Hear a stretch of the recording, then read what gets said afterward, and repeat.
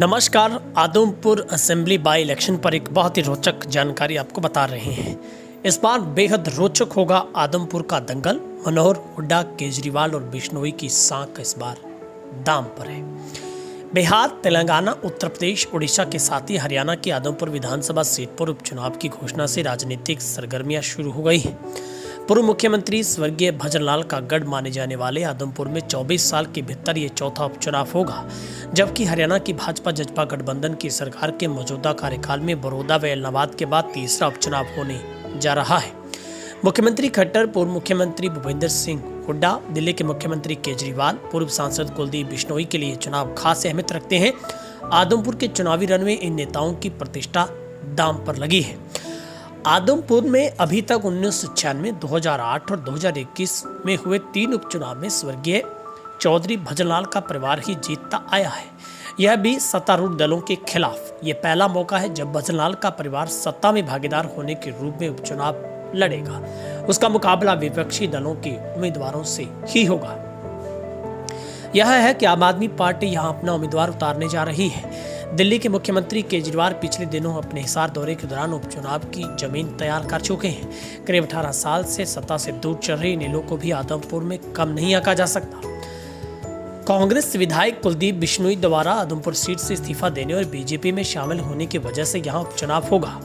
कुलदीप बिश्नोई कांग्रेस की टिकट पर हिसार से लोकसभा चुनाव हार चुके हैं। अपने बेटे भव्य बिश्नोई को आदमपुर से चुनाव लड़वाना चाहते हैं। हालांकि भाजपा की सहयोगी पार्टी जजपा को भव्य बिश्नोई के नाम पर आपत्ति हो सकती है, लेकिन मुख्यमंत्री खट्टर के आशीर्वाद के चलते भव्य बिश्नोई भाजपा जजपा गठबंधन के सावजी उम्मीदवार हो सकते हैं। उप मुख्यमंत्री दुष्यंत चौटाला को भव्य को खुला आशीर्वाद मिलेगा, इसकी संभावना बहुत कम है। पूर्व मुख्यमंत्री हुड्डा के लिए ये चुनाव अग्नि परीक्षा से कम नहीं है। कांग्रेस हाईकमान भूपेंद्र हुड्डा को हरियाणा में खुलकर खेलने के अधिकार दे चुका है। प्रदेश अध्यक्ष चौधरी उदयभान हुड्डा की पसंद की ही है। स्वर्गीय भजनलाल के स्थान पर हुड्डा को 2005 में मुख्यमंत्री बनाने के फैसले के खिलाफ कुलदीप बिश्नोई अपने पिता के साथ मिलकर अलग पार्टी हजका बना चुके हैं। हालांकि बाद में उन्होंने अपनी पार्टी का कांग्रेस में विलय कर लिया था, लेकिन इस बार हरियाणा कांग्रेस का अध्यक्ष न बना जाने से नाराज कुलदीप ने राहुल गांधी हुड्डा के खिलाफ मोर्चा खोल दिया। हुड्डा की कोशिश में कुलदीप को किसी सूरत में आदमपुर से चुनाव न जीतने देने की शर्त होगी। कांग्रेस उम्मीदवार के रूप में पूर्व मंत्री प्रोफेसर संपत सिंह, पूर्व मंत्री जयप्रकाश जेपी, पूर्व सांसद पंडित रामजी लाल के भतीजे चंद्र प्रकाश, पूर्व विधायक कुलबीर बेनीवाल, संपत सिंह के बेटे गौरव संपत सिंह के नाम चर्चा में है।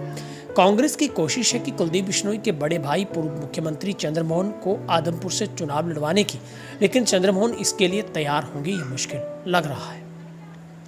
हुड्डा ने कांग्रेस का उम्मीदवार तय करने के लिए ग्राउंड सर्वे शुरू करवाया है। हुड्डा की प्रतिष्ठा से यह भी चुनाव जुड़ा हुआ है। दीपेंद्र की आम आदमी पार्टी आदमपुर में पूर्व प्रत्याशी सत्येंद्र सिंह पर दाव खेल सकती है। हालांकि करीब आधा दर्जन नए बायोडाटों का अरविंद केजरीवाल स्वयं आंकलन कर रहे हैं। इनेलो अपने पुराने उम्मीदवार कुलदीप बेनीवाल को आदमपुर में चुनाव लड़ने के लिए तैयार कर सकता है। इनेलो के प्रधान महासचिव अभय चौटाला आदमपुर के चुनाव को बिल्कुल भी हल्के में नहीं लड़ेंगे। कुल मिलाकर आदमपुर का चुनावी दंगल काफी रोचक होने जा रहा है। ऐसे में बेहद रोचकता इस चुनाव में अब दिन में दिन बढ़ती जाएगी, क्योंकि आदमपुर के इस दंगल में मनोहर हुड्डा और केजरीवाल और बिश्नोई की साख जरूर दांव पर है। हालांकि इससे पहले जब भी भजनलाल परिवार ने चुनाव लड़ा तो उन्होंने सत्ता के खिलाफ लड़ा, लेकिन ऐसा पहली बार मौका है जब वो सत्ता में होकर विपक्ष के खिलाफ चुनाव लड़ेंगे। लेकिन कुछ ही समय पहले कुलदीप बिश्नोई ने अध्यक्ष पद से नाराज, अपने नाम का कोई भी विस्तार न होने से खफा होकर उन्होंने भाजपा को ज्वाइन किया और कांग्रेस को उन्होंने त्याग दिया।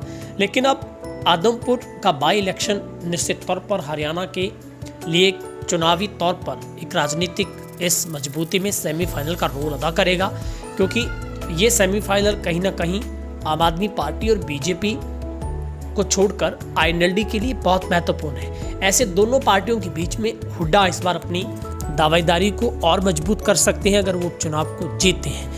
लेकिन ये टक्कर बहुत कांटेदार, मुकाबला रोचक और दिलचस्प है। आपकी राय भी कमेंट सेक्शन में हम देखेंगे। आपको क्या लगता है आदमपुर उपचुनाव पर आपकी राय?